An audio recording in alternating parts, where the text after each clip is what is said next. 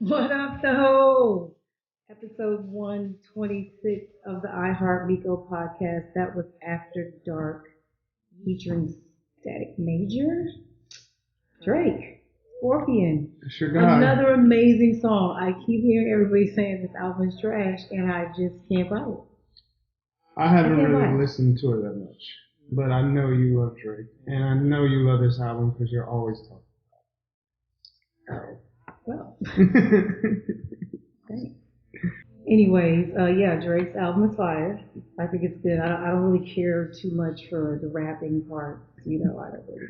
That's why Drake is your guy. He doesn't need to keep rapping. Like, what is the purpose of all this rapping?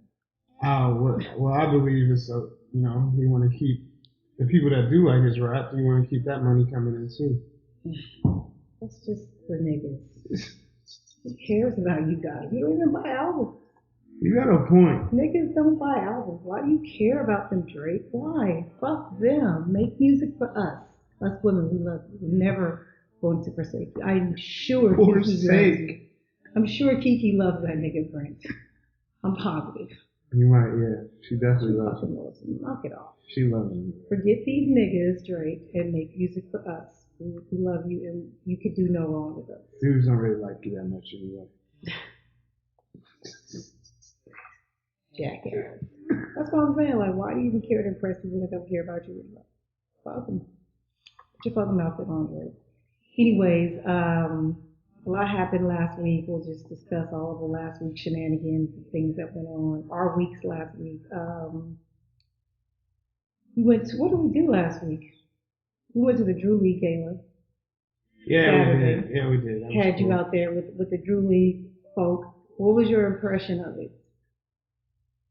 It was, I knew about the Drew League just on the basketball level, and then, and it's still a basketball level, but you get to see like the people and what's going into it and what their mentality is and why they're doing what they're doing. And it was cool to see. It was like, it's I don't know if inspiring is the word, but it's like, it's cool what they're doing. It's people looking after their community, seeing. This started as some guys starting playing a basketball league, and it blew up, and now it's, I would say, arguably or is the best pro-am basketball league in America. Definitely, I would say definitely. And it's just it's nationwide renowned. It's world renowned. They brought up Australia. I think they brought up China. Yeah. Was that? Yeah, China. So it's everywhere now, and to see where it started from, and also. They're giving back in other ways. They're giving scholarships out, which is very nice. They gave out, I want to say 4 scholarships. I think it might have been 5. 4 or 5 scholarships. And, it's kids in the community, in their direct community, the South Central Los Angeles community, they give out scholarships to kids that pretty much have already been accepted to universities, and the only issue they have is money. Right, right. They've got other little scholarships, financial aid, things like that. So the Drew League is basically like that crutch that every college student needs someone that they can count on for random things like, oh my God, this book costs more than I expected. Or, my scholarship doesn't cover food.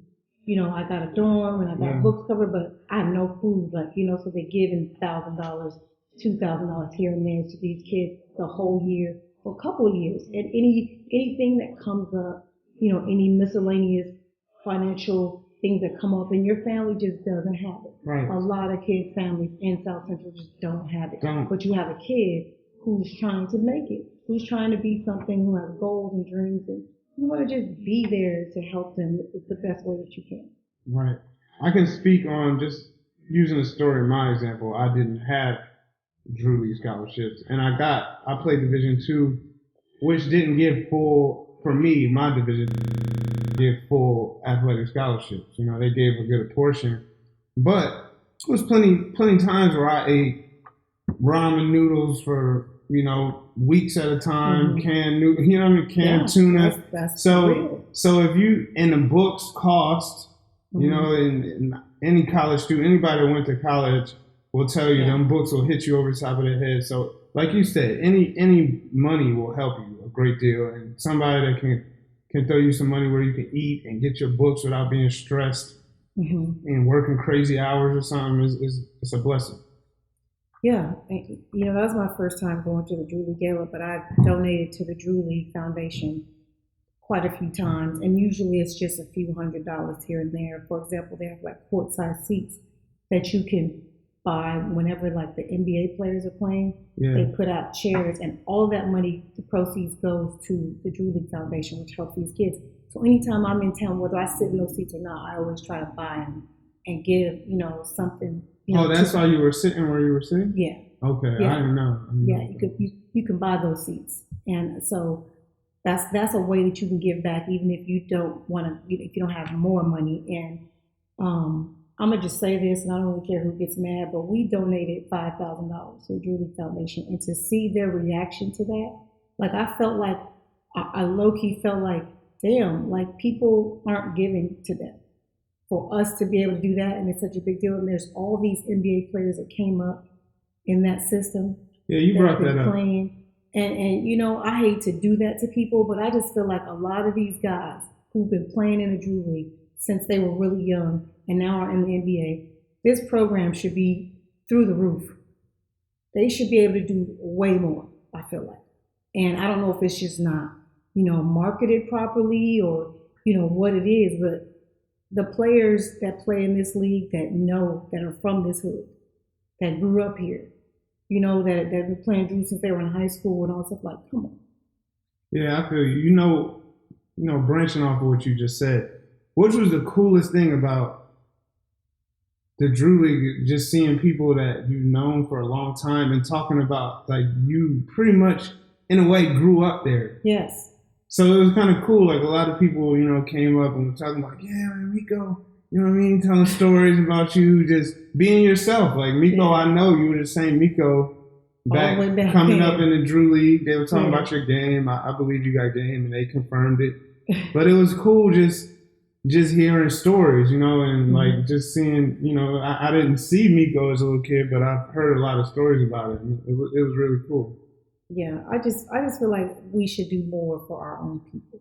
And this is an easy way. If I can give $5,000, these NBA players with the guaranteed contracts.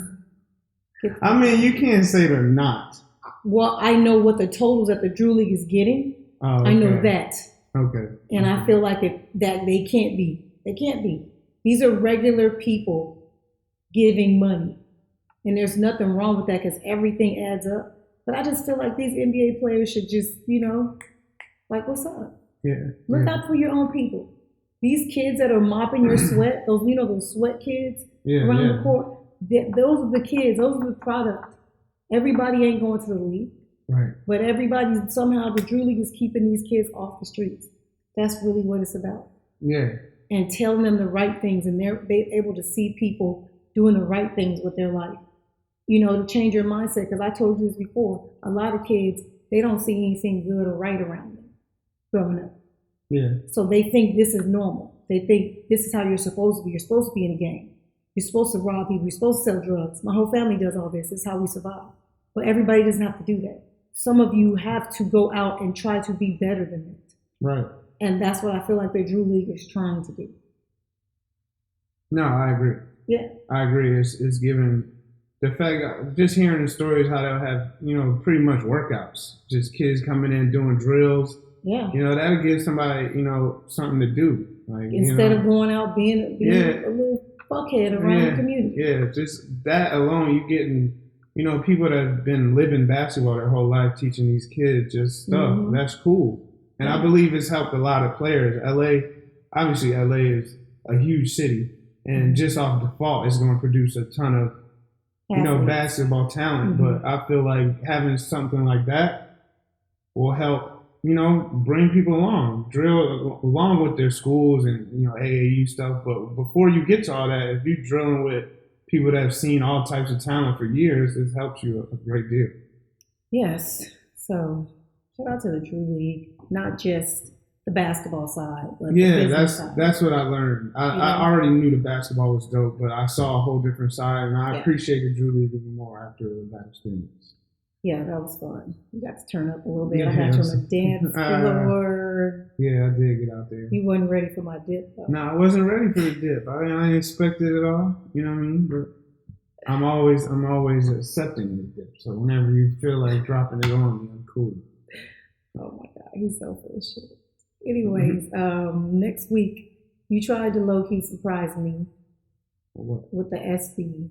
Oh yeah, I tickets. did. My agent kind of blew it. I mean, surprised. I would have had to tell you anyway because I knew you would have had to get prepared, but I was going to tell you when I wanted to. But the agent sent us in a group chat, a group text. It busted your whole shit out. Busted my surprise. I'm excited because we didn't go last year. You skipped me out last year. Yeah. So we're going this year. I'm happy. And Aiden's going. Yeah, I want Aiden to come. He wants to get dressed up. Aiden likes to dress up. Yeah, so, unlike you. Yeah, no. Aiden likes to get in the hard bottom shoes and the bow tie and all that. Now and then, yeah. I'm sure he wouldn't want to do it all the time, but he hasn't done it since, I don't know, but he's hyped. Last year. Yeah, he's hype about it. So I feel like it's going to be cool.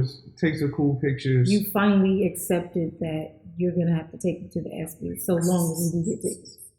So long as you're somebody famous and able to get tickets, you're taking me to the ESPYs. Yeah, I figure it's something you really like.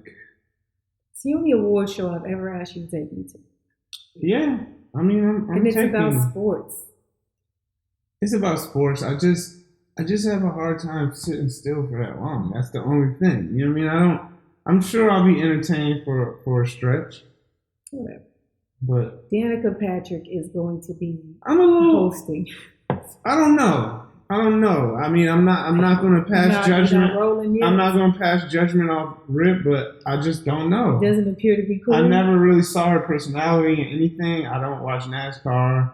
I haven't seen her host Saturday Night Live. Maybe she did. Maybe she hosted Saturday Night Live. Yeah, but I just never seen her personality, so I don't know. I'm not going to say she's going to be trash, but I don't know. I have no basis of what this is going to be. It's just tough because, the ESPYs has had some really good hosts.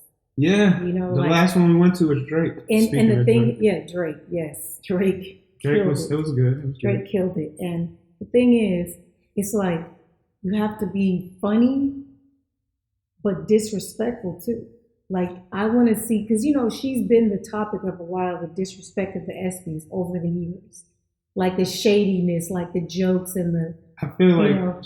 So do you think she's going to get anybody back? Or do you think she's going to take shots at the guys? Is it going to be like pro-woman? Is she going to bring the Me Too movement onto this shit? No, hell no. I'm just curious. I feel like she's going to use some self-depreciating humor. She's going to talk about herself. She's probably going to talk about... Because she's never won. And she's like the... I mean, it's disrespectful, but she's one of the most famous. I'm not going to say the most. She is. She's the face of NASCAR. I wouldn't say that. Yes, she is. She's the face of NASCAR to people that don't watch NASCAR. Yes, me. Yeah. I don't know what none of them other motherfuckers like. Not a single. I cannot point a single one out of a lineup. So she's one of the most popular, but she's never won. So that's going to be some of her jokes. And obviously, every award show is you gotta crack on people. That's just how jokes go. She gotta go farther. She's a girl. She gotta go far. I feel like she has to. I want to see. I'm curious to see how she's gonna do. I hope she doesn't stink it up because we have to be there. Yeah. It's not like the TV where we can be like, "This is trash. Let me change this." We have to be there. We can't just get up like, "Excuse me," the church finger. We're like, "Excuse me."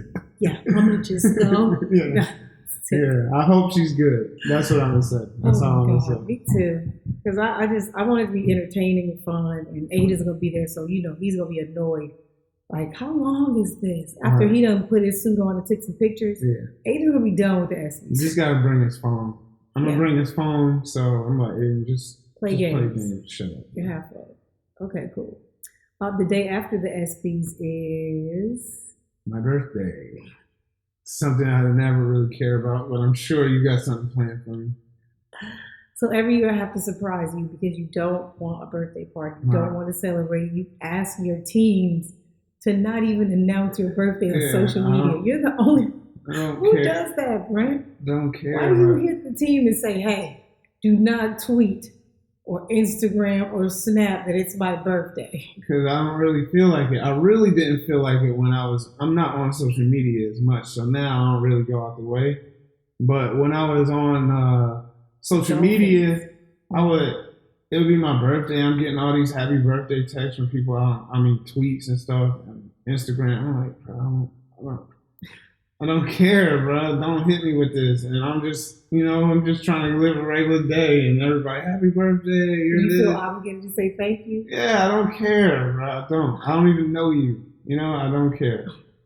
Just flat out. So I would tell the team. So I eventually wouldn't snap and be like, yo, bro, stop tweeting me happy birthday and say something like that. I'll just tweet the team like, hey, bro, don't put the whole happy birthday notice out there. That's why I did that. Did you do it this year? No, I'm not on social media. So you don't care. So they're gonna announce it. Probably. So I'm not gonna surprise you. We're definitely gonna have something for your birthday. I know you don't like to do it. I'm gonna say this. I never asked you to do anything, but the stuff you do, I usually have a lot of fun. Yeah. So you're good. Okay. Yeah. So we're gonna do something small, chill here at the house, and and your cake is going to. Oh shit. Oh shit! Legendary once again. I forgot all about these fucking cakes. Man. Yeah, I'm still in the process of working it out.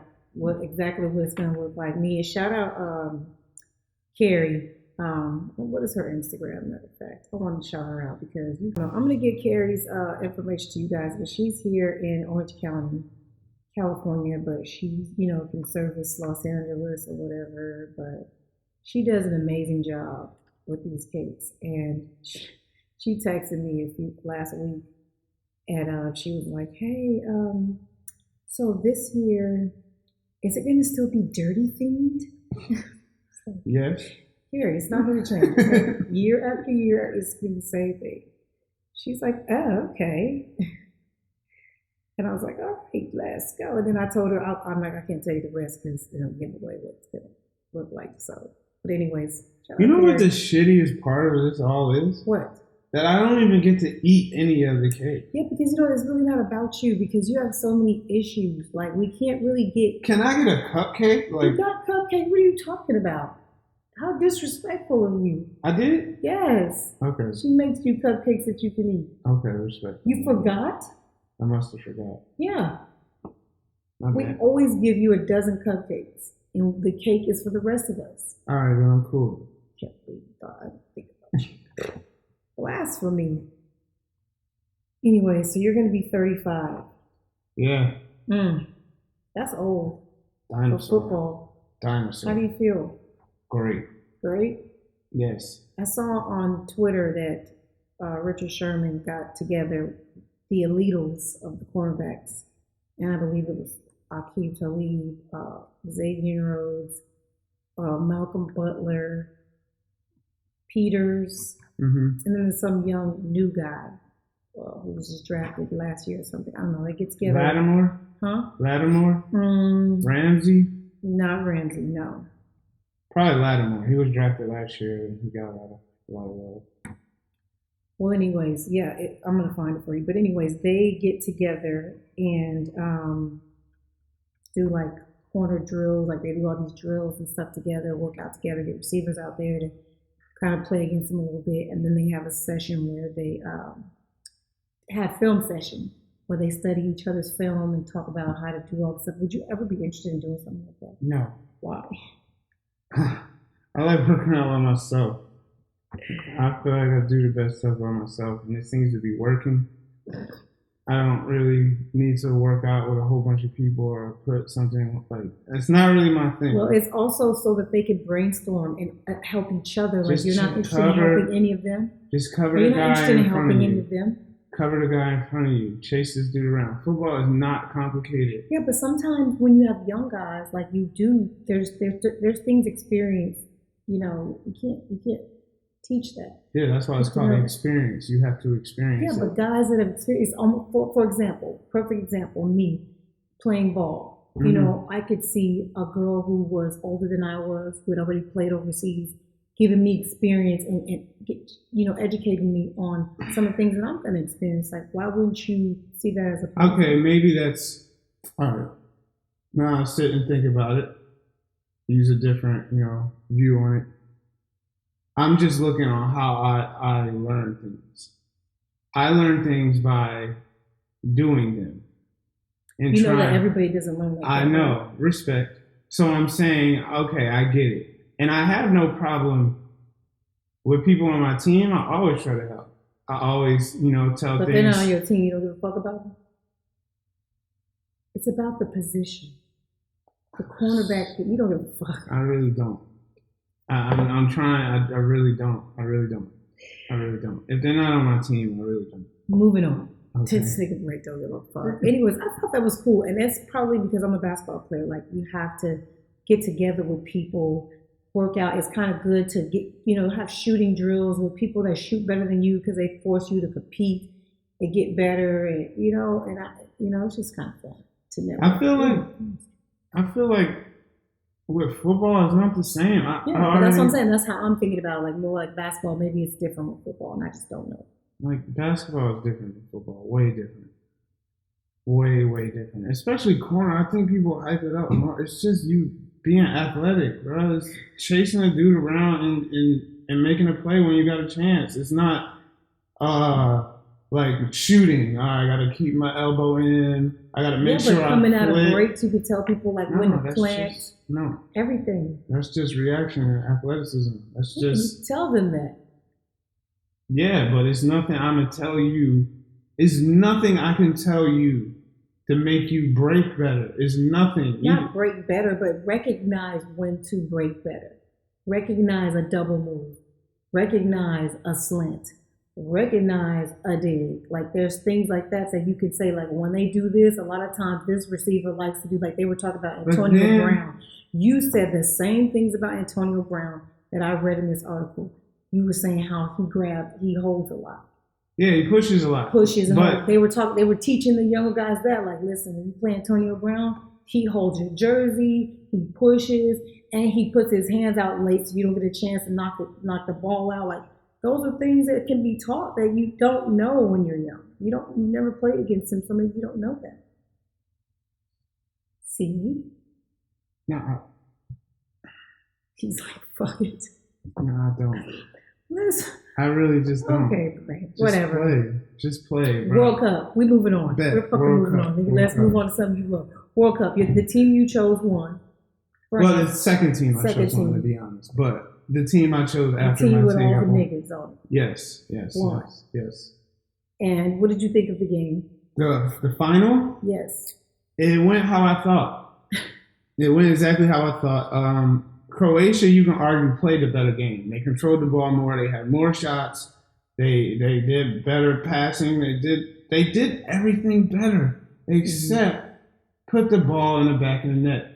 And this is what France. Why I picked France second is because I picked Spain first because they play my favorite style. They pass. Everybody's involved. They move a lot. France, on the other hand, which is great for a World Cup, sits back on their counterattack. And when they counter, they got this dude that's Mbappe that's fast as hell. Mbappe. So on the counter, they're very dangerous. If you even watch one of the goals, they just really got a steal in midfield, kicked it far to Mbappe. He ran it down, threw another pass, and there's a goal. Like, that's the type of goals they get, and that's good for the World Cup because opposed to a club team where you practice together every week, every day pretty much, and you know each other like that. Then the international teams, they get together and they practice, but it's not the same as somebody you play with every single day. Right. So we're going to just sit back. We got a speed demon on the outside. We're going to throw it far. He's going to chase it down, and he's going to do some moves. Do some cool shit. And make it go. If he doesn't score, he's going to set it up for something else. And we got. They obviously have great players. Mm-hmm. But I feel like counterattacking in the World Cup is an easier way to win. It's easier because you're just waiting for them to fuck up, and you're always on defense. You're always covered in case they do. They don't sit back as much as say a less skilled team like Russia or Iceland. They sit back and it's just like, listen, we're trying to get this draw, and if it's past the knockout, if it's in the knockouts, we're gonna go to this PK, see what happens. Okay. But France, they sit a little more aggressive. A little more aggressive, but their strategy is counterattack, and they got the players to do it, and that's an effective strategy for the World Cup. And just to even be able to get all those guys to like agree with that strategy, you got all these guys from different places, and that's in itself should be a respect to their coach. Yeah, no, their coach is a good, like I said, you look at the players you have, and that's a effective strategy. They have good players everywhere, but with what they have up front, that's a great strategy to score. Like, you know what I mean? That's what we're going to do. We ain't going to try to pass and dissect through these tight boxes all game. We're going, y'all going to mess up and we're going to hit you on the break. And that's what they're doing. Mbappe is 19. Playing in the World Cup. Right. And the NBA and the NFL got niggas waiting to go to college to get their check.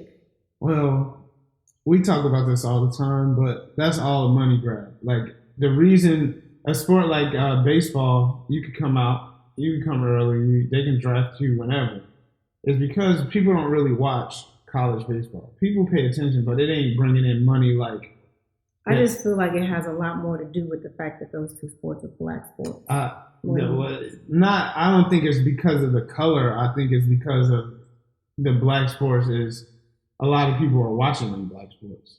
Mm-hmm. Like a lot of people watch college basketball, ton of people watch college football. Yeah. And it's rude that you want your money, but you don't want the players to get their money. It's absolutely rude, but it's just a money thing. That's why if they did, I do feel like football, it might be a few people that right out of high school can come to the NFL and function, but for the most part, you gotta go to college and really, mature and get stronger. Yeah, to be an NFL player. But basketball, that's definitely a key. And I just feel like if they just telling people to leave all the time and nobody's going to college, it's going to mess up their money for college. Yeah, it is. And so hopefully they change that rule. We're supposed to be in the process of, kind of change that this year. So. I think they're going to change basketball for sure. Never football. Okay, whatever you look into. Never. Keeping on this money train, so the World Cup brings money. Yes. And this Khaled, I don't know who this person is, but Serve Fresh, shout out to Serve Fresh. I love you guys. Tweeted this, dear France, congratulations on winning the World Cup. 80% of your team is African. Cut out the racism and xenophobia. 50% of your team are Muslim. Cut out the Islamophobia. Africans and Muslims delivered you a second World Cup. Now deliver them justice. Yes. I play FIFA. So the first time I noticed how black France's team was, I just was about to play with them, and I was like, okay, the stars, they got a lot of black stars. And I looked at their reserves. I'm like, the whole team is black. That's why you was like, it's a bunch of niggas on this team, but they probably going to do good. And I was like, yep. And then I'm like, I just started thinking about it, because most European countries, not all, have race. It's a lot of racism. You know what I mean? Mm-hmm. That's what it is. If you just soccer games, it's instances where they like throwing bananas on the field. Yeah. Like it. So I feel like France is like happy they won, but in a way they're like, you fucking niggas. But it's about money. This is what happens everywhere. We're used for our talent and money. This is really the black athletes, issue. That everybody wants to leech off of us and mooch off of us and profit from us. But then there's a struggle for us to gain all the time. And it's like people get so mad. I hear all these people all the time saying like, I can't believe you guys get millions of dollars and you're holding out for more millions. It's like, shut the fuck up. This is a game for you, but this is people's lives. Well, you can't play sports forever. You can go to get a job somewhere and you can retire when you're 65. Do that job or get, better and make more money. But in sports, like you got to capitalize when it's hot, when you pop it. Right. And it's like, to me, for all this racism and all this stuff to be going on in their country, like I feel like sports is supposed to bring people together, and now it's like you could tell that it's just bad because now it's in our sports now. What, racism? Yeah, it's like blatant now. Like it's just bad. Yeah. I seen some tweets from some cops in Chicago, and they were watching some football games together. And I don't know what happened. I'm gonna have to have the editor pull this out, but the cops were texting each other, other cops, saying, look at these fucking niggers. They can't fucking play quarterback. And he's talking about the Ohio State quarterback. Oh. You know, and it's just like, you can't even be a fan of your team because the quarterback is black, like you hate your team. Because it's just crazy shit like that. And it's like, I feel like with the white on black racism, it's just like a fear thing. Fear the big black dick. No, see, I wasn't even going there. Yeah. I wasn't going there. I told you, I just feel the big like black dick. It's people that look different than them. Black people are the minority.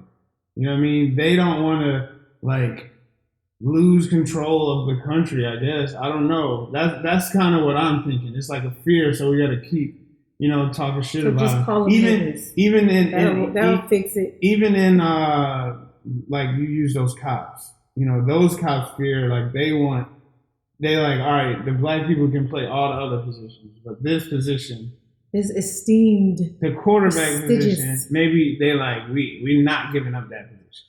Because that's the one that controls everything. We're taking over everything. Coming for it's just a fear. It's just a fear. I cannot wait.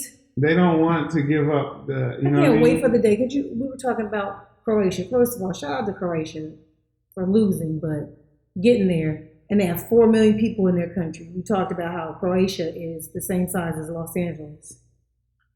No, smaller than Los Angeles. Smaller than Los Angeles. It's 4 million people total. Total in Croatia. And they made it to the World Cup. Right. Like, you pulled that many dope niggas to play soccer. 4 million. You bred enough niggas to get to the championship of the World Cup. And you had the dopest uniform. Croatia, dopest uniform the whole World Cup. I don't care what nobody says. They gave me a little bit of Supreme mixed with Louis Vuitton. I fuck with it. It was fun. I fuck with it. It was fun. Yeah. So Croatia, and there's only 4 million people there, and we didn't even make it. Didn't make it. So imagine when we take over soccer. We're about to take over every sport and every position. So white people just get ready to be mad. It's going to continue to happen. Like, come on. I mean, it's what we're bred for. We were bred for this. I was just about to say that. I mean, it's 400 years of breeding black people. It leads to supreme athletes. It's just what happens. So you just got to deal with it. You reap what you sow. That's what the saying is. But yeah, 4 million people made it to the World Cup final. We have 330 million, something around there, and we didn't even qualify. Sick. Because we don't fuck with soccer like that, but if we did, we would take over. If we just halfway fuck with soccer, we would be so crazy. Yeah, I feel like that's what we need to do in the hoods too. Like, instead of all these kids ain't gonna make it to the NBA and the NFL, like, start playing soccer. I really feel like with highlights on SportsCenter and stuff, it's definitely going to happen. Want to play more. Just everywhere, not just black. There's going to be some dope white people, dope Spanish people playing in America, just because on the strength that you see in highlights. They're talking about Ronaldo. They're talking about Messi. And people are like, "Oh, I could be famous. I can do that. Yeah. I want to. That looks cool. Like, if I would have saw that when I was a kid, I would have tried to play soccer. I know I would have. Right. Well, hopefully one day we get there, because we really should. We will. We should. It might take a while, but we will. I don't know about the best, but we'll be good. We will be. Come on. You don't have any faith? Dost thou not have faith? It might. So the women's side of things, WNBA, there's a lot of WNBA news going on. I know you didn't have no clue. This is going to be interesting. I got to hear your opinion on this. So, damn, my phone's on 10%. The WNBA players have been coming out and upset about their pay and saying they should get paid more. And then people were saying, people were saying things about paying them more to entice more talent, because a lot of little girls see that the WNBA players are going overseas to play double shifts pretty much. Yeah. And it's not very enticing. And they were just like, why don't you pay us more? Like, we work really hard, we do all the stuff. And then people were like, are you out of your fucking mind? Like, you don't make any money. That's what I'm saying. Go ahead, I'll let you finish. But then there were some women who were saying, I'm trying to pull up the article right now, sorry, who said it isn't just about the the pay, it's about the revenue shares as well. What does that mean? Shit, I'm so unprepared. I'm sorry, you guys. Okay, here we go. Who is this? Okay, Clay Travis. You know who Clay Travis is? Dickhead. I tried to embrace him for a second, but I just had he's annoying. But he said this is one of the dumbest arguments. Well, let me read this. WNBA players speak out against pay gap following LeBron James' historic contract, and it was just kind of like how you guys act when you see NBA contracts, and y'all be like, "Jesus, wrong sport, I fucked up," and the girls are like, "Well, we picked this sport and we don't get shit, like we don't blah blah blah." So Clay Travis said, "This is one of the dumbest arguments I've ever heard an athlete make. The entire WNBA makes $25 million a year. The NBA makes $7.4 billion." Yeah, I don't know what, like, no disrespect to WNBA athletes. The girls, you know, you're a professional basketball player. Right. I respect what you can do on the basketball court. I know you're talented, you're skilled, and I know there's plenty of other girls that are talented and skilled. And if you're a fan of basketball, you can watch it. Right. And you'll see some good stuff. Said you can watch it. Yeah, you can. Like, you know, if you watch it with an open mind, it's good basketball. Yeah, you're not going to see the speed and dunks that you see with men's, but it's good basketball. But the money, like, how are they going to pay more when they're not making more? And you know everything. I think it's more about them being in the NBA and thinking that their owners, follow me for a second. I was about to finish. Go ahead. My thought is, you know as well as I know that everything is about the bottom line. Right. Everything. This is motivating to young girls to see girls making it to pro and playing basketball on TV and getting paid for it. Mm-hmm.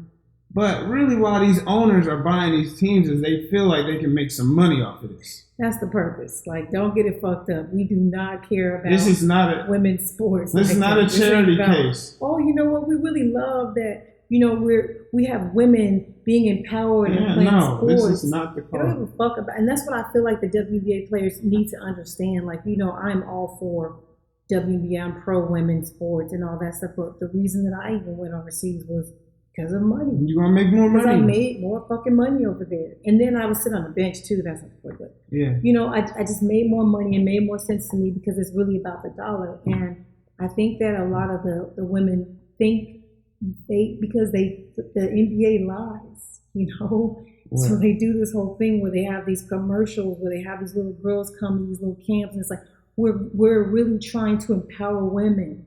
We want women to believe you're strong. You can do everything a man can do, and so we're breeding this mentality to little girls to get them to play basketball. But the reality of the situation is this is about money. I was just about to say it. And the players have been hoodwinked into believing this. They think that they're doing these commercials and these camps and stuff because the NBA actually cares about women playing basketball. You know, they have to back up some of the things that they're saying with these camps and things. But at the end of the day, this is really just about money. Yeah, all these stuff, all the promos is hoping that they can get enough women. They're hoping, their grand hope, I believe, is to just get all women to like watch women's basketball on some old women power type thing. Yeah. And then that will raise their numbers. Revenue. And then if that actually happened, it's a violent try. If that actually would happen, then players could get more money. Mm-hmm. And they could demand more money because they will be making more money. Mm-hmm. But what they're at right now.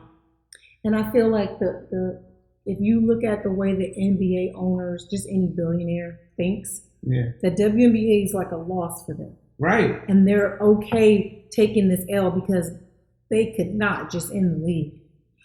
No. That would look bad. Right, it would. You know, but they're not, the lights coming on, hiring employees to work, the concession stands, security, referees, all that stuff, cameras, everything. They probably feel like they're taking a loss in this entire league, but that's a loss you're supposed to take as a billionaire. To look like you really care. Yeah. I feel like you got to do that. I don't think that the players are thinking monetarily. I think that they're thinking, I'm empowering little girls, which you're going to have to do that on your own time because that is not what the NBA, they're not going to pay you more or treat you better They're not. No. They don't care. It's a sad thing with pro sports. It's a sad thing with pro sports. You get into sports. There's some people that get into sports solely to make money. Mm-hmm. Other people feel like it's a whole nother thing. And you get to pro sports, and up until pro sports it is. But pro sports, sorry to tell people that don't know this, is all about money. The owners, the teams, all that is about money. They don't really give a damn about anything else. The people they're hyping and everything is so they can make more money. That's it. Mm-hmm. Well, I just want those women to think about it. I had a discussion with Angel McCautry a couple of years ago, and she wanted to sit out a WNBA season, and she was getting backlash. I mean, they was going at her for taking her own time, and she was like, my body is hurting. I just want to rest. Right. She plays overseas and WNBA, and it's she wanted to rest. And you go rest on the WNBA season because they ain't paying you that much. Right. You know what I mean? And it's people give you shit about it, and I think all athletes need to understand that you have a right. My nigga, you have a right to be nah, fuck that, I'm tired. Or fuck that, I don't want to play in it. Me, you don't have to play in the WNBA. Go play overseas. No, you don't. But if this was a 10th man on the team, 10th woman, mm-hmm.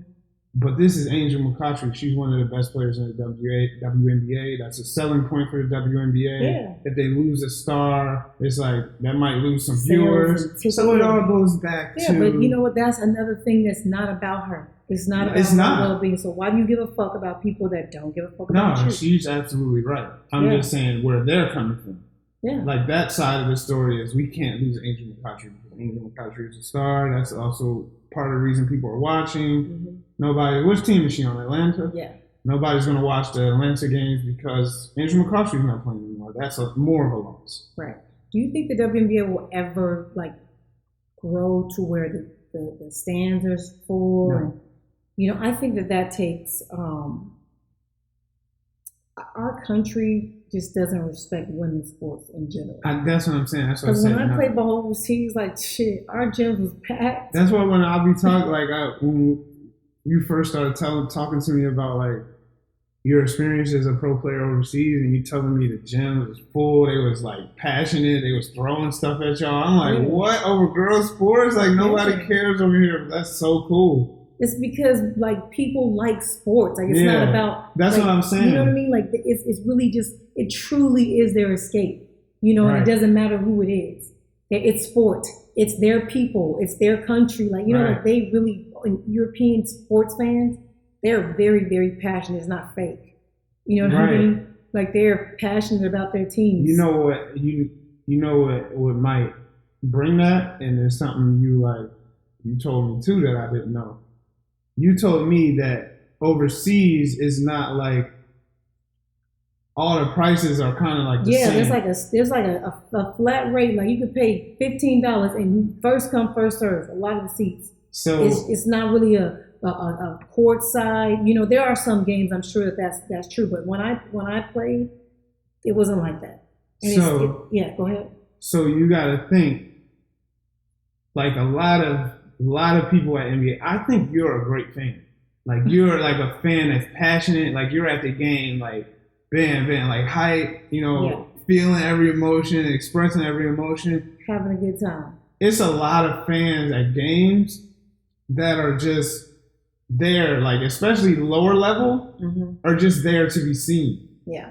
To just look, I got this seat, I got on these, I'm, just to be seen. Whereas overseas with that set up, you nobody's care. You getting fans. They want to know you got to rep your team. You can buy their jerseys, be $25. You getting fans. Yeah, everything is a little cheaper because it seems like they make it available. They make it affordable. Yeah. They make sure that the poorest of the poor can afford it. It's now we're just all about money. They making all these I always talk about this football games and basketball games. I just feel certain kids should just be free. I just don't understand why we charging kids Aiden sitting in a seat and he got to pay the same price as me. It's just weird. They're billionaires, but that's just how I think. You're right. You're in a overall good. That's the right thing. But when you bring money in, the root of all evil. It's not. The root of all evil is people can't be rich enough, you know? Yeah. World Cup is over. Congratulations, France. You guys did a great job. We loved it. It was entertaining. That was a good World Cup. Who else entertained us was the NFL players last week. There was a whole bunch of shit going on. We are not going to dissect every single story, but the ones I do want to talk about, Terrell Owens caught a lot of backlash when the NFL said they were not going to announce him or have anything in. It's almost like he didn't even make the Hall of Fame. They were just going to skip everything. Like they weren't even going to show a picture of him or show a highlight reel of him. They're doing absolutely nothing. His name won't be said, anything. Yeah, they don't want him to get no shine since he said no. Yeah, and people were like, oh, the NFL. And T.O. was like, I don't care what y'all doing. Like, that's on y'all. Y'all mad. And people was like, they don't care about you. They're not mad. I'm like, nigga, the fact that they're doing that means they are fucking irate. Right. They are, like, they can't believe it. And they got all these dickheads, Dick Vitale, dickheaded ass, coming out talking shit, saying, like, all this shit about how he shouldn't disrespect the Yellow Jackets, and he should go up there and be honored and do it the right way. Fucking Thurman Thomas talking shit. Michael Irvin, cokehead ass, had the nerve to say the NFL is doing the right thing by ignoring him and not showing any highlights of him. Like they should only focus on the people that are there and that want to be there. Shut the fuck up, okay? Like you did way worse shit than him, and he look how long. Like he did nothing bad off the field. No. You know what I mean? And that's why he's being punished. So you're telling me you think that he got punished for things that have nothing to do with why he should be in the Hall of Fame. Right. Okay? And you want him to go and schmooze and rub elbows and brown nose with fuck niggas that took 3 times around to put him in? Because that's essentially who's going to be there, all the press. You got to go to these fuck nigga parties and fake like you cool with these fuck niggas that pretty much try to fuck you over from your Yellow Jacket. And now you got to, like, what is he going to do? Go shake their hand, say, thank you, massa. That's what Thank you, massa. Yeah. You finally let me in, massa. This is hot outside, massa. It's 103. You let me in, massa. Fuck y'all. You don't got to do that monkey show if you don't want to. That's exactly what I'm saying. It's different when you coming in and you first ballot where he's supposed to be. Yeah. Supposed to be first ballot. I don't give a fuck what nobody says. And they come in and they roll out a red carpet for you like the fucking Lord that you are. That's different than you coming in third ballot and then now you hearing, oh, well, they don't have enough seats for your friends and family. And they're like, fuck y'all. He's going to do it at his college alma mater. They have given him many seats he wants, as many people he can invite. They done roll the red carpet on him. That's what he should be doing. Because the NFL fucked him over anyway. I agree. I agree. The fact that he didn't get in right away, when you look at his numbers, is insane. It's insane. He should have got in right away. Right away. So however he wants to handle it, that's how he wants to handle it. It's just people don't like when you don't do stuff exactly how they think you should do it. That's all it is. Shout out T.O. for still being a real nigga. I love you, my nigga. LaShawn McCoy's ex-girlfriend got beat up badly, and her homegirls came out and said he was the person that hired the hitman to come fuck her over and rob her of some of the gifts and things that he had bought her that he was asking for back. Allegedly, this is all alleged, by the way, he was paying the rent on the place, maybe, and trying to kick her out. Like, we're done, bitch. I'm not affording your housing anymore. She wouldn't get out. You know that long story with civil lawsuits and kicking somebody. You know how to beat a bitch up. I had to beat this bitch ass and try to move in with me. I let her stay with me for a little while because she fell on some hard luck, some bad times, and I let her stay with me for a little while. Man, when the 6 months was up, the bitch didn't want to leave and told me that, gave me some bars on the law and that you can't kick a bitch out like that. You got to take him to court. Well, the ass whooping got you kicked the fuck out, beat her ass. So apparently he did the same thing to her. This is after a door was kicked off the hinges. Yeah, I did kick the door off the hinges because the bitch threw the key at me, hit me in the face, and slammed my goddamn door to my goddamn second bedroom. So I kicked the door off the fucking hinges and beat her ass and kicked her out of my fucking house. Anyway, that was girl on girl, okay, one-on-one. It's some niggas that ran up in Mrs. Cordon's house and beat the shit out of her, robbed her, whatever. That's it. And her homegirl tweeted out and said it was him and his goons and blah, blah. And then a few days later, she says, "Oh, I have no proof that it was him."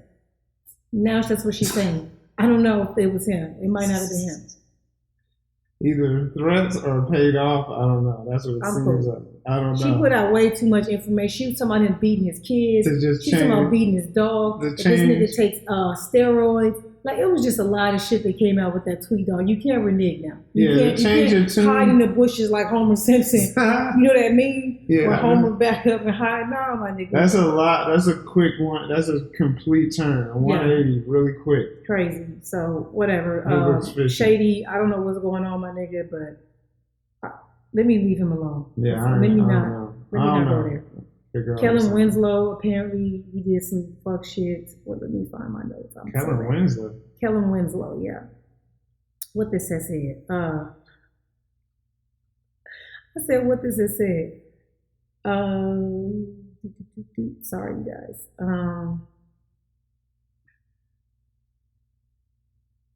Now I can't fucking find it. Shit. People always be tripping around this time. Yeah, this is the time. I told you this is the time of the year where the NFL players really should keep their nose clean. And now these niggas want to just be out here wilding, knowing that this is the dry time of sports. And you really should keep your nose clean around this time. Because this shit gets real. What did Kellen Winslow every year. Kellen Winslow Jr. charged with raping a 17-year-old. Yeah, there we go. Wow. Marcel Darius facing 2 sexual assault charges, and Michael Bidwell. You know what Michael Bidwell is? No clue either, but uses teen media to endorse Brett Kavanaugh. I'm assuming that's some type of politician that probably raped somebody, because politicians, all they do is rape people or do drugs. Love, power, control freak. That was the news in NFL this week, and so people were upset, like, why you guys only report the bad news? So I'm going to report some good news. Some other tweets. Josh Norman buys gifts for immigrant children that were taken away from their families. That's dope. Good news. Chris Long donates a year's salary to charity. Very dope. J.J. Watt donates $10,000 to a family of fallen firefighter. In Houston? Probably. He's becoming Mr. Houston. Yes. Leonard Fournette pays off a student loan debt for a local team. It's cool. Pretty cool, right? Yeah. Bradley Roby and friends conducting free summer camps in Atlanta. Former high school teammate Titans Logan Ryan and Giants Eli Apple conduct second free camp for kids as well in South Jersey. Steelers cool. Ryan Shazier continues to shine in the community. Ryan Shazier is a fucking legend, by the way. Why is he a legend? You know who he is? That's the one that hurt his neck, right? Yeah. Just the fact that he even gave up. Like, this nigga is doing, it seems like he's doing way more with his life now than he ever did in football. Yeah, because he was damn near, he was supposed to not be able to walk, and now he can walk. You be looking at life completely different. Like, they told me I couldn't walk, and now I can walk. And I'm about to walk everywhere. Right. I'm about to do everything, because you just don't know when life is going to end, and abilities end too, not just life. You know? Right. So shout out to the people, the NFL players that are doing good in the community. Shout out to you, because when I wrote that $5,000 check, you didn't blink, you didn't blanch. It's love. I was glad that you were there to see what the 5,000 was going to be going towards. Yeah, you know? I really do. It was. I appreciate what they're doing, even though I'm not. You know, it's cool. It helps a lot of people. It helps you. You know, they helped you. So yeah, they helped you. I learned a lot, man. I did do an Ask Miko on Twitter, and I feel really bad that I didn't get to any of the questions. Hold on, I didn't turn my phone on airport mode to save my fucking charge. Now I gotta turn it. Let me get to some of these Ask Miko questions, and we can get out of here.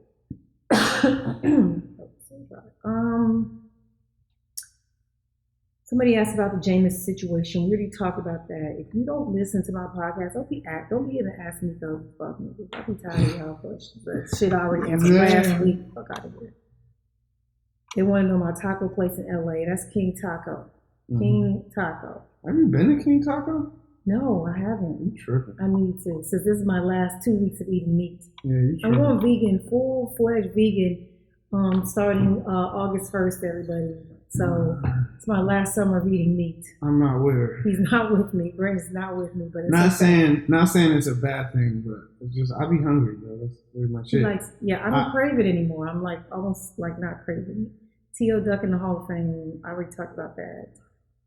Kawhi Leonard will go east or play with LeBron. We already talked about that. How many games do you think the Lakers are winning this year, realistically, if they do make the playoffs? Are they getting out of the first round? This is Carl Gallagher. They definitely made the playoffs, no question about it. And they will go as far as whoever else joins the team. Because LeBron's going to get in the playoffs. He needs Robin, and he needs a couple other little stormtroopers to get them further, which should be the Western Conference Finals, where you guys say unless a bomb hits Oakland, they ain't got enough. Fuck y'all, Team LeBron. Shout out LeBron for wearing some new shorts, Lakers on the front. I saw that. Wait till you see how many uniforms the Lakers are going to have this year. I'm sure they're about to pull it all out for LeBron. He already got new shorts that niggas never even seen before. I've never seen I know Kobe was somewhere scratching the wall somewhere. Like, they never gave me shorts with the Lakers on the front. I saw them shorts. LeBron about to take over LA. Should talk about the show or movie review we've seen recently. I saw Uncle Drew. You did. And Uncle Drew is dope. I was in Vegas, and I went and saw Uncle Drew while I was in Vegas 2 weeks ago. Was it 2 weeks ago? Yeah. 28, 29, whatever. Weeks. I saw it the day it came out, actually. It was the actual day it came out. I went and saw it. And Uncle Drew is a really, really good movie. And it reminds me of the Space Jam, where the goons and the characters are actual real people. The monsters are real people. Yeah. And it was really funny. Lisa Leslie, bitch. Lisa Leslie, you gave me life, my nigga. Like, I did not know you was that good of an actress. Lisa Leslie was dope. So it was really good. That's cool. That was a good movie. I tried to get Aiden to watch. He doesn't want to see it. That was Jordan. What is his name here? Fargo Dread. Anyways, are the players seriously considering walking out? I don't know. I don't think any NFL players are going to do any fucking thing. How do you feel about the Sean McCoy situation? We discussed that. Starting a franchise today, who you got? Quarterback Winston or Tannehill or Johnny Manziel? Oh, who would you pick? What? Winston, Tannehill, or Johnny Manziel? You would have to pick Winston. Neither one of them. Johnny Manziel hasn't really played. And Tannehill's a bum. Sixers contender in the East. Brent's World Cup analysis. We already talked about that. Media hype over Winston against the world shirt. And you come into the Bucks practice August 4th. I will be there August 4th. Okay, you guys. I will be there. Don't worry about it. Why August 4th? Yeah, that's so the stick carriers take over of training camp. Oh, okay. They're just asking me if I'm going to be. I missed it last year. Remember, I had to go home for like a day, and it happened to be the day they was all yelling Miko. Yeah, they were yelling Miko. Yeah, I missed it. I will be there this year, you guys. Sixers are always going to be contenders. They have a great team. They were contenders last year. They only get better, in my opinion. Yeah, that was right now number 2 in the East. Scott I don't know how to pronounce your last name. Bucks the fan is his at. Sean McCoy, Kawhi, Raptors. True North Views podcast. Let me shout y'all out. Y'all always in my fucking mention. Shout out to the Canadian podcast. Cool. Miko loves Canada. I love Canada. I love the Raptors and everything. So, yeah, I'm hoping that the Raptors do well this year again. I'll be watching. You think Colin will get a shot in the NFL? No. Ever again. No. It's war now. It's war. Best cooking ever show. The Iron Chef. What? I gotta read these before I read them out loud. Motherfuckers so stupid. I get so annoyed with Twitter, dog. Kawhi and DeMar trade makes sense or not. Kawhi's going to LA, so that's it. He's not gonna accept the trade. They can trade him to Toronto if they want. He's gonna sit out. Maybe he'll play a year, but he's not signing a long-term deal anyway. He wants to play LA with LeBron. So you're saying Figure it's it not out, San Antonio. It's a win? It's not if, it's a win. It's a win. It's a win. He's going to probably just sit at San Antonio another year this year. Like, okay, I'm going to make sure y'all get nothing from me. Did Brent get buckets? We'll let them see the interview. Let them see the Julie interview. Or WNBA. No, that's it. That's it. No more Ask Me Go. I'm done with y'all. Y'all be saying some dumb shit, but whatever. This is cool, though. This was cool. Hey, what song we going out to? Because we got to get the hell out of here. I appreciate you guys. YouTube. This will be on YouTube as well. I appreciate all the comments. Keep commenting. Please tell me how I can make it better. let me know if there's ways that I could do things better for the podcast, okay? And the video. If you need more of anything, let me know. Continue to give me your input in the comments on whether you like the shows. If you didn't like the show, I don't fucking care, okay? I don't care. Keep it to yourself. I just want improvements, not I didn't like it. Oh, you're weak. Oh, this is boring. Like, fuck you, okay? Jesus. Anyways, after this, there will be Drew League interviews this week. You will hear Brent Grimes talk about his appearance at the Drew League. Frank Nitty again comes back, player of the week. Michael Thomas, player of the top performer. And we also have a coach from Nationwide Soldiers, Roland Jones on as well. So make sure you continue to listen to this and check out the Drew League interviews. And I will see you guys next week.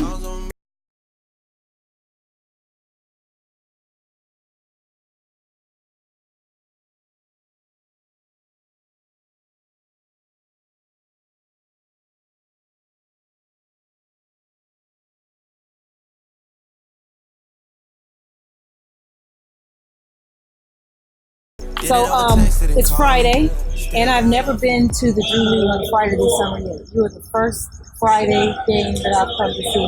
So you got me out on a Friday night at the Drew League. I appreciate it. Michael Thomas, you got it. Oh, yeah, talking yeah. to the mic. Yeah, you hear yourself? Can you hear yourself? Okay, good. So I can't even pull up my stats. I had all your stats. You got to run them for me now. My phone. You see how I'm using my phone to give us some light out here. Yeah, I don't know the stats. Actually. Top performer. I just want you had. I gotta pull it up now. You were supposed to be prepared with your own stats. I'm supposed to be interviewing, but it's sad that I don't have your stats pulled up. No, it's fine. But I interview every player of the week, every weekend. And before I even pull up your stats, I want to talk to you about playing at Potemkin in Russia, because I play ball overseas, and I have lots of friends that play in Russia. And I have a friend named Charles Jenkins. Yeah, that's my boy. That's my boy. That's your boy? Yeah. So Charles Jenkins played at Kinky. I have a friend named J.R. Holden that played for Seska. Sir Hines, Hines. These are all of my friends. Oh, wow. By the way. And so they all played in Russia. Tell me what it's like playing in Russia with the climate of politics today, because part of the reason that I didn't go to EuroLeague a couple years ago, the women's EuroLeague, is because it was in Russia and there was just too much going on. I played overseas and I was still a little concerned. Do you have any concern when you're over there? Yeah, you definitely have concern, but you always check with local players and coaches and see what's going on, what you can do and can't do, and it's reassuring us that it happened. So it made us feel a little comfortable, but we definitely keep up with what's going on. Yeah, I played in Istanbul, and I used to be really concerned just being in a third world country, also like a Middle Eastern type of country. Yeah. And I used to get so scared. But when I was over there, I always felt good. We had a U.S. consulate there. It was close to where I played, so I wasn't really scared. But Russia is different. Yeah. Russia is a whole. I hear you saying, everybody say it was cool, but Russia is a whole nother monster, right? Definitely. There's certain people that are scared to mention, Putin over there. You can't even say his name. Yeah. It's it's stressful. For me, I've never seen anything like that. So I was like, wow, he really has a lot of power over here. People are scared to even mention his name. Luckily, nothing happened to us. Are you going back next year? That's the plan. We're going to go back again. Charles is going back. So that's one of the main guys that I talked to. That's good. You guys made it to the quarterfinals? Or how far did you guys make it? The top 8. We made top 8. Yeah. And we played Jessica, Hines. We lost to them. They went to top 4. Yeah. Tough. Is it your first time in the top 8? Have you ever made it to Final Four or the championship in Europe? No, I've never played a season longer than 5 months.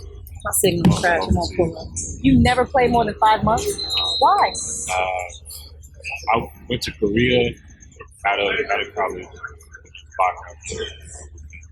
4 months. Because I felt like I could play the NBA at that time. So I left. What you mean at that time? Well, I mean, I still feel like I'm just saying, like, that's why I didn't stay, because I was like, I want to go play. So I left early. I was there 5 months. And then went to Israel for like 5 months. And then China 5 months. I did China too. I didn't last 5 months. Really? No. You lost a lot of weight there? Yes. Oh, man. Did I you lost too? so much weight. Yo, I was scared to eat anything. I just ate the rice. At the time, I ate eggs. So I ate rice, eggs, and bread. That's pretty exactly much. what I ate. Rice and eggs almost every day. Yeah. And I had a little bit of peanut butter, so I made some peanut butter sandwiches. It's a struggle in China. They give out a lot of money, but it's a struggle. For sure. It's a big time struggle to go over there and play. It is. So, how many years have you played in the Drew League? I think this is my eighth or year? ninth. Yeah. Oh, so you've been up here for a little bit. Have you always played for the same team? Yeah. Same team. I played with the Reapers last year for a few games. Just because there was a lot of San Diego guys there. I'm from San Diego. I came back to the Blazers. I played the Blazers. So top performer this week. You had a great game last week. I didn't get to catch all of your game because, as you can see, I was trying to set all my stuff up. How did you do tonight? I heard your name a couple of times though. Oh no, I was trash. You were trash today. Yeah, I was trash. I got off the Is there flight. a reason? I got here late. Okay. Probably listening. Don't be late to me. Don't be late. Be on time. Be a better person. My flight was late. Be better than me. My flight was late, and I got here. Tried to get here early, and I was just trash. Just couldn't get it going. But towards the end, I got a little bit of rhythm. But that's all that matters. I'm gonna let you go because I know you have to leave, but I have to say one more thing to you. So I have like this list of little girls that have signed up because my son is royalty, just so you know. And there's a list of little girls. Their parents have put them on the list because we're going to be doing an arranged marriage when he's older. I have never asked anyone to put their daughter on the list. I'm going to ask you to put your daughter on the list. She is amazing. She's funny. She got comedic timing. She's beautiful. I saw when you picked her up from school. That was I had a thug tear like hanging right here. Oh, that was so cute. I had some hardcore dudes that I know. So tears in my eyes. Oh, that video was so emotional. I was like. Because I think about my husband is an NFL player, and granted, he doesn't go overseas or anything, but I played overseas. And I can only imagine, being overseas and having to be over there to provide for your family. You have to miss them. Like, she has to go to school, she has things to do, and, you never know your situation with the mother and all this stuff. So how hard is it being a father and playing ball overseas? Oh, it's very hard. A lot of my teammates were married, their families were there. So, my daughter being here while I'm over there is just tough for me, mentally. But like you said, I have to provide. So that's how I have to think of it. I got to do my job. I tell her all the time, Daddy has to be here, provide for us. And she has a good understanding of it now. And so she's better than she was when she was younger. She had a difficult time. But now she's better. And she can come over like, come on. She loves Russia. Loves anywhere that snows. But Russia snows 10 months out of 12. Man, yeah. Yeah, I was over there 2004. Yeah, my daughter's really comfortable with it, so it helps me. It does? Yeah. Well, I think that, seeing her and seeing how smart she is, how beautiful, how she's growing, it's probably going to motivate you to continue doing what you do to take care of your family. Absolutely. You're doing a great job, and I appreciate you hanging on while I got all my technical difficulties together so that I can get this Friday interview. I appreciate it. Thank you. Good luck the rest of the season, and hopefully I will have you back again because, like I said before, I'm going to be interviewing all the top performers and players of the league. Okay. Well, I hope. Yes, and good luck to you, okay? Thank you. Thank you. Hey, Franklin. I feel I missed you last week, but I didn't miss you last week. You still made it onto the podcast. I did. You did. You came over here fat and talking shit to Mike. Mike had a good game. What Mike in with? What you say? What? What he in with? How many points? I don't know. A lot. Apparently, not more than you. Player of the week. Player of the week. 26 points, 13 rebounds, 13 assists. Something like You had like 6 in the first quarter. I did. I told somebody I was trying to get 10 in the first half. It didn't work out though. Are you trying to do that? Yeah, because people say I can't pass. So, I gotta show them. You over that shit? Yeah. Sick of it? Everybody know I can score the ball. Talking down, have a little fun. How did these 13 rebounds happen? Rebounding guard average 10 in Campbell. Okay. Yeah, so, It's the Drew League though. You out here getting 13 rebounds with big men out here and everything? Big guard. You're big. Yeah. No, we needed. There was a couple plays down the stretch. We needed rebounders, so I figured I'd go down there and use my athleticism. So you're just doing everything. You're just trying to do everything to get the win. Still undefeated. Yeah. The only team undefeated now. Yeah. Pressure or Nah. we used to this? We're used to this. How long is the win streak now? 22 games. 22 games. You got one more game today. You're playing Hanks Panthers. Yeah. Are there good?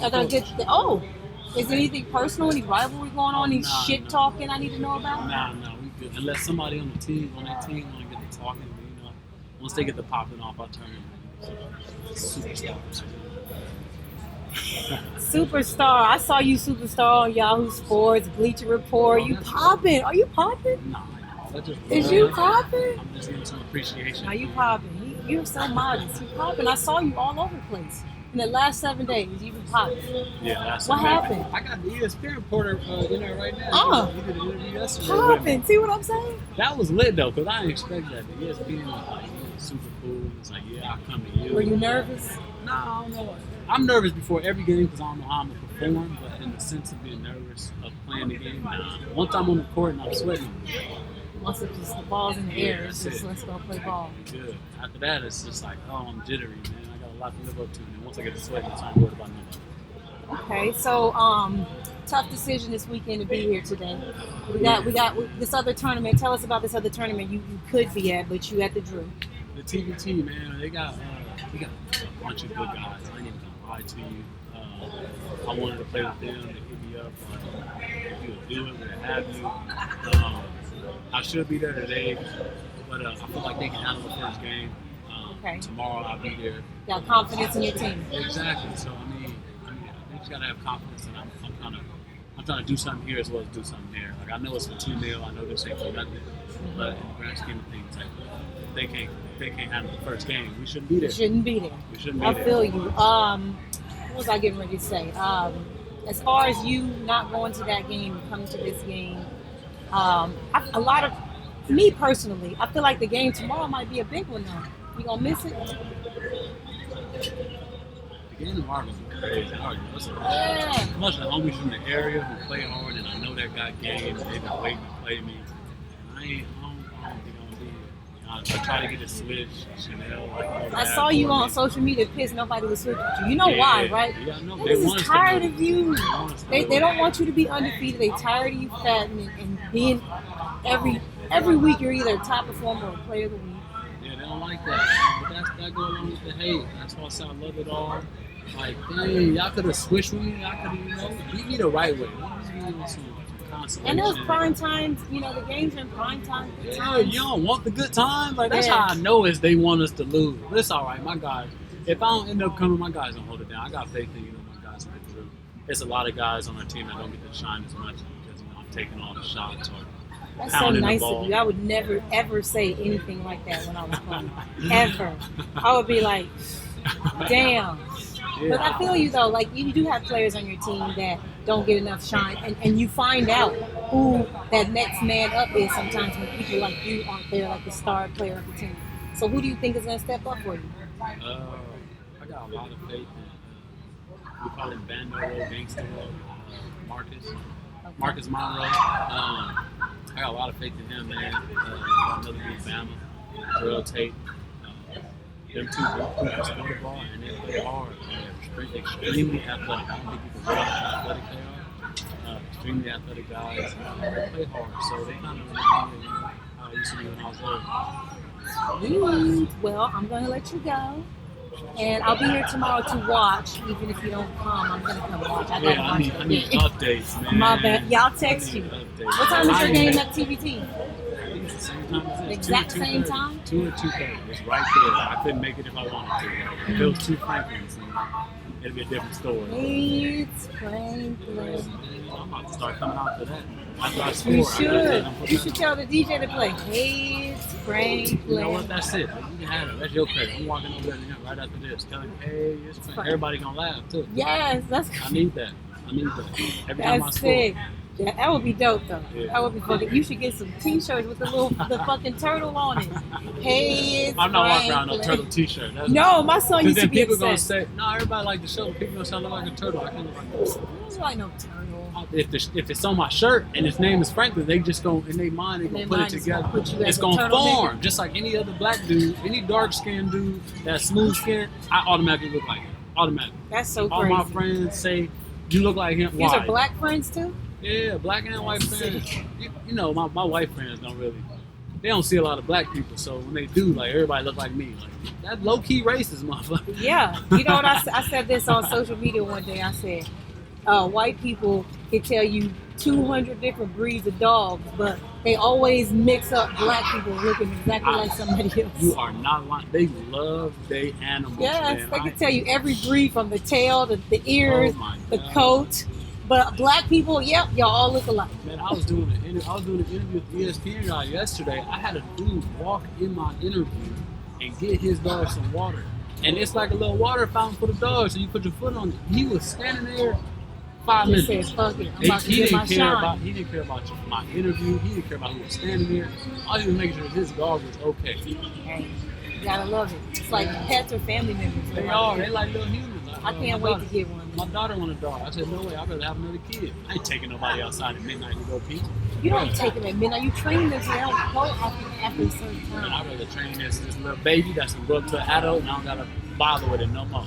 Yeah, but she gonna talk back. She's gonna get a period. She's gonna have a boyfriend. She gonna get these hands too. I got a belt. I got these hands. We gonna have a field day. I feel sorry for your daughter, boy. You see what she up there? Y'all see she don't move. Man. She stay in her spot. She don't And she a yell. cutie pie. You in trouble. Get the strap. Yeah, get the strap. Get the For real, fucking get the strap. strap. Thank you, Frank Mitty. I appreciate you. Good luck today. Appreciate it. Thank you. Peace. Welcome to the iHeartMikoPodcast. Let's get it. Ha! Finally made it. You finally made it. Why Finally you made it. I'm acting big like- time now. You could have been Man, made. you done had 100 people over here since I got ready. And I've asked you guys to come Yeah, you over. did, you did, I've you did. asked you guys. Okay. Rabbit is pussy. We figured that out. Rabbit is pussy. So you're the only one that's a Man man. enough to come over here. Man of the coaching staff. For You're sure, the money. man. For sure, for sure. That's the woman over there. I ain't gonna say that. I ain't gonna say Since that. you gonna come over, I'm gonna I ain't talk gonna say shit. Nationwide Soldiers, you guys just played again. For sure. You're 5-2 now. 6-2. 6-2. Keep me that win. Wait, so you guys had a doubleheader? We had a doubleheader early on, Oh, but we okay. lost to Panthers by 3 and lost to Problems by 1. I was at both of those games. I feel like it's me. Kidding. Bad luck? No, because I've been there when y'all won too. I'm Okay. kidding. All right. I'm kidding. What happened in those losses? Because I was at both of them, and they were both come from behind. Smothers. They smothered the shit out of y'all. Y'all was up 21 games. And you lose by 3, and then you lose by 1. What's happening where you guys have these issues? Problems, we only had 6 players, so Yeah. just ran out of gas at the end. It's a big free throw at the end to take us in overtime. Had to take the L. First game, we lost to Panthers by 3. Didn't have everybody here. Mr. Marcus Williams, Mr. ISO wasn't here at all. So we were missing a lot of key players, and we took the L. They had a 7-3 post player, Mamadou. Yeah. So 2 L's. We where we want to be, 6-2 on the Okay. toughest side, Marcus Williams, your best player. for sure. What Hands about down. Big Baby? What about this? Got another big man. Big Baby's phenomenal. I feel like these other guys come and go. Marcus is your staple on the team. How far can it take? Really truly feel with the addition of Big Baby and Cat Mobley and maybe one other NBA guy. Oh, I forgot Cat. Yeah, so I really think this is my 8th year doing this, and I truly feel like this is probably one of my most talented teams Why? because there's no egos and there's no arguing and no bickering and nobody's complaining about minutes and touches and this and that. So for me, this is a pretty amazing summer for me. Well, you know, it's the Drew League, and granted, it's a summer league, but it's an NBA style league. They have all the rules, they have NBA refs, the floor, everything. So you would think that a place like this would have people with no egos. You can't come in here and think You can hot dog, especially if you're not in the league. You know, I don't know if you have any other players on your team that are actually in the league, so everybody should be a little humble. Nah, but I've had other teams where everybody feels like they should shoot all the balls. Even non-NBAs. Yeah, I don't give a fuck who you are. Yeah. Niggas is out here sick. So no egos this year. You guys are all playing well. You feel confident in your bench? I feel confident in everything, from myself all the way down to the end of the bench, from the staff to everybody. Do you feel confident in Rabbit being your assistant? Oh, man, 100%. Why? Rabbit, Money Mike, Pee Wee. We have a big Cal. We got a great staff, but with Rabbit, I say, is the mouthpiece. The mouthpiece. I saw him today batting to number one on the other team. Told him, but he did it to himself though. The season was over. Yeah, but you run in the huddle, you talking shit. What he came in your huddle talking shit? Okay, so that's valid. Yeah, he had to. It wasn't just him just being a big Nah, but what Rabbit does that most people don't have, Rabbit is great as far as finding talent and bringing these players to the dream. Okay. So he's a great GM. Oh, phenomenal. Okay. Phenomenal, the best. GM, scouts. Yeah, all that. He's able to do that. So he's an important piece, even though he's an asshole on the outside. Yeah, I mean, some of your most successful people are jerks. Yeah. Yeah. That's true. Look at you. True. You're successful and you're a jerk. Like, let's just keep it a bill. Come on now. Yeah. Valid. Yeah. Valid. For sure. Switch subjects. Pepperdine Waves. Right. Congratulations. Appreciate you. Are there any other player-wife and coach tandems out there? There's a couple other player-wife Y'all popping tandems. There are? Yeah. Oh, I just don't know about it. Nah, you just don't know about it. There's the one you may know about. They were at Long Beach State, the Winds. They're now at University of Washington. So okay. Yeah. So how's it going? How does it? So I can't imagine. I had a moment where I was taking my husband to work. You know, when I was doing sideline reporting, sports reporting. Right. What is it like when work sometimes is where you escape home? You know, and now you got to bring home. So if y'all beefing at home and then y'all go to practice, is it tough? It's 100% tough. To where when I come through the door, sometimes I got to tell her like I got to go step out. She didn't understand it at first. Like she's like, oh, that's bullshit. Like what? Like. Men communicate differently than women, you know? But at the end, she started realizing, like, damn, we are sitting up on each other all day, 24/7. But I'll go ahead and announce this. I'm actually stepping down from the staff as of right now. I got hired October 8th. My dad had a stroke October 13th, and me being the only child, I got to go home and spend as much time. I'll be going back and forth from LA to Dallas, spend time with my pops. He's fighting, he's good, but. It's just this time I gotta. Yeah. Okay, but that's important. But as far as a dream job, it's 100% the best thing that ever happened to me. Yeah, I saw. You know, I followed Alicia. Of course, I think she's amazing. She gave me several elbows coming up. Yeah. We used to go at it. And she's way bigger than me too. Right. She loved. You know, I think she used to like the switch. You had a big girl like the switch on the guard. Right. She used to give me problems. Right. Problems in the post. Right. But I saw the record change from her coach, you guys being the coaching staff, and what's been going on. I'm seeing winning happening. What do you think your Pepperdine days are going to be like? Are you guys going to get a championship? Like, do you have any big recruits coming in? Like, can you give us any information? I'll just say this: we finished 10-20. And I know that probably sounds crazy, but we're in the WCC, not which is compared. Yeah. So first time double figure win since 2011. That's what I know. So having this being done and with the recruit classes coming in. Phenomenal recruit class coming in. Probably the best recruit class in the last 7 years. Okay. So with the recruit class coming in and then the 19 class with the recruits that's on the board, I think the culture and the playing style and the wins are going to come. And I think sometimes you got to live in reality like, shit, Gonzaga and BYU and St. Mary's, they know. Nice. So our championship sometimes is finishing fourth and fifth place. Yes. So, and I think that's going to happen and take place. And I think the level of competition to where people are going to have to come play every night to play against us. Before they be like, oh, we play in Pepperdine. Like y'all was just a wash, like an easy night. Yeah, but now you know, like, oh shit. You gotta beat us. Yeah, you want to come play. What's the difference between coaching women and men, besides having periods and things like that, and girls having the period pregnancy? You know, boys messing with their mind. They don't want to play because they nigga cheating on them. Do you deal with these things as a coach? The period situation is probably by far the biggest thing. Because they will change and have split personalities like this. And when they're on their fucking period, you know it. Like, you just know it. Like, what's wrong with her? She on her. So you had to learn that. Yeah, but coaching, for me, coaching women, I don't think I've ever want to coach on the college side with the men. Because I would love coaching women. because they listen. They are fast learners. They pick up shit way faster than the men we're do. smarter. Yeah. I will 100% agree with that. So you may play below the rim, but they play the game the right way. Mm-hmm. So for me, it's just a phenomenal situation to actually coach women. And I can't wait to the next opportunity whenever I come back in the fold. Like, this is just a temporary thing for me stepping away from Pepperdine, but I can't wait to the next time that we do get to, like, this has been a lifelong dream for me and her. But it will happen again at some point in time, for sure. Oh, cool. You want to give her a shout out? I heard she's being retired on August 2nd. Yeah. You know what though? That's not a. You're official. nailing a legend. They haven't announced it yet, and I'll be glad when they do. And I just realized what you said. Yeah, I'm banging a legend. Yeah, I'm banging. You better talk some shit. I'm long dicking a legend. You better talk some shit. Delisha Milton is a legend. Yeah, so I'm long dicking a legend. Yeah. Yeah. So, I mean, am I able to say that on your shit? Yeah. Yes. So yeah, balls to the wall. Yeah, all that shit. Tongue, long tongue and all that what shit. What are you doing? Like we eating a lot of pussy, all that. No, my bad. Yeah. Okay, good. We got it off. Yo, I just feel like Delisha does not get the credit she deserves in this game, in this league. Like, she was really a soldier. She reminds me low key of that one player that you really need on your team that's gonna whoop somebody's ass. On and off, like, she aggressive. She can do everything. She hit threes. Like, she does everything. He was ultimate utility. Yes. He could do a little bit of everything. And sometimes at her size too. And sometimes you really because she played with other great players, Tamika Dixon, Wadi Mabika, Nikki Teasley. So there were many years that Dee should have been an all-star, but because you play on such a great team, you kind of in the shadows. And her and Lisa Leslie, in my opinion, greatest 4 or 5 fan ever. It was legendary.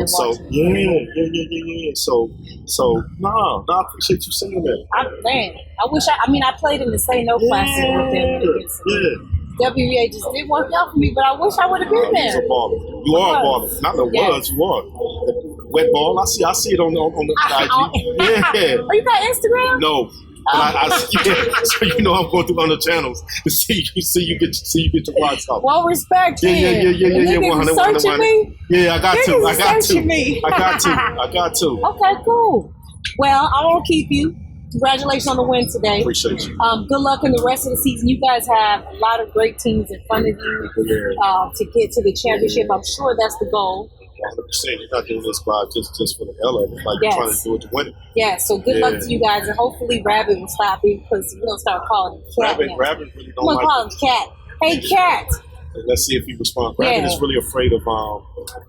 I had started a documentary last year, and we had a film guy in every day, and he never wanted to be my guy. Oh. So I know he wasn't coming over. That's because he was saying too much fucking crazy shit. But that's him though. Yeah, he's really wild. He's like you. That's what I said. Get over your Cat. Come over here and talk I'm gonna get shit. I'm gonna get him. We're going to see, though, but I appreciate you doing it. Thank you, Miko. This has been an honor and a pleasure. Hey, don't act like you took too long or something. I've been asking y'all to come on. You did. You sent people over here first, but it's all good. I'm here. Yeah. It's all good. All right. Appreciate you. Thank y'all. Peace.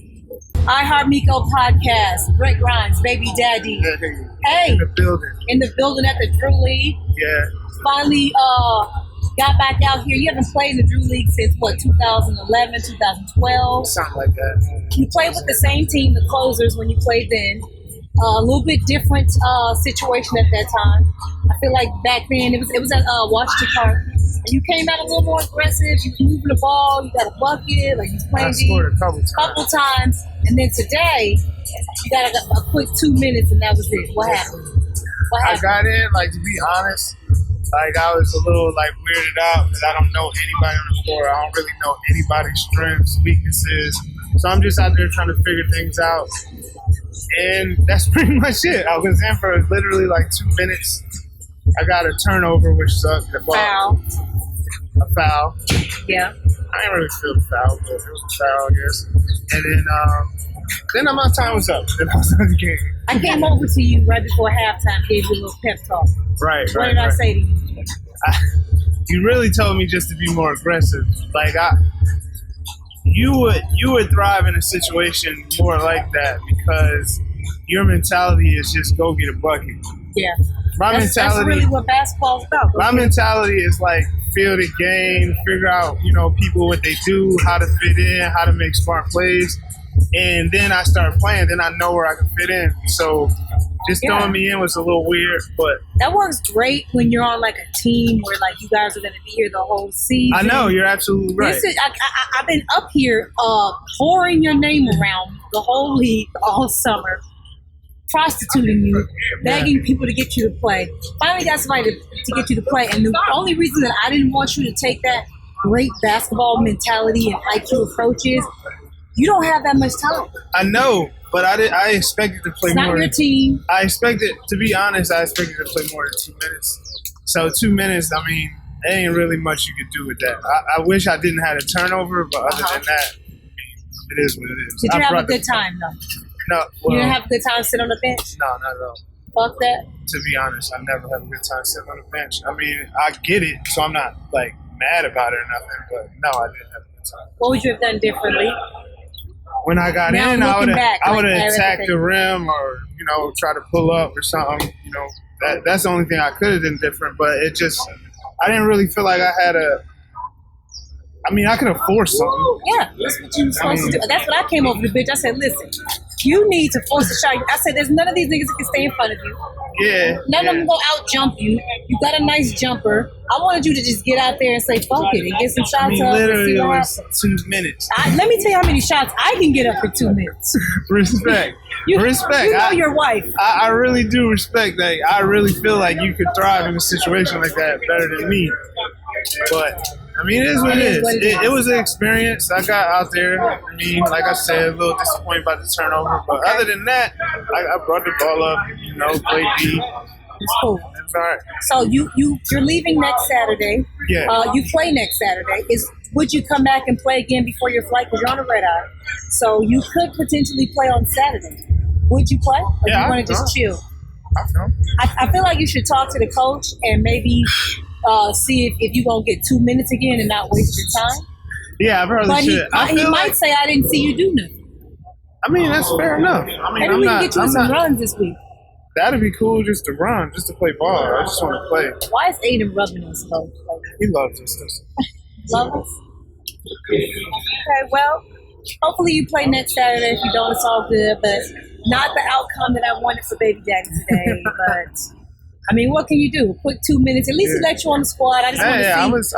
I was happy about that. Just happy about the experience, but you know, that I had fun. No, but I'm not mad at all. They were a team. They were trying to win. It was a good game. I saw a lot of people were hooping today. Got the W though. Yeah, we won, so that's a good thing. Okay.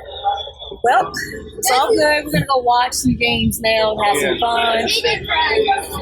Aiden Grimes. I don't know why we're saying your name. You're not even on the show. She's right here. I'm right here. Anyways, appreciate you, Baby Daddy. No problem. Hopefully you play Saturday and we can get some shots up. I'll get a shot. We can show him we low key could be the best male female backcourt. Yeah, I would get some shots up next week. At least one. At least one. You needed to get at least one up for cultural respect. purposes. All right, I'll holler at you.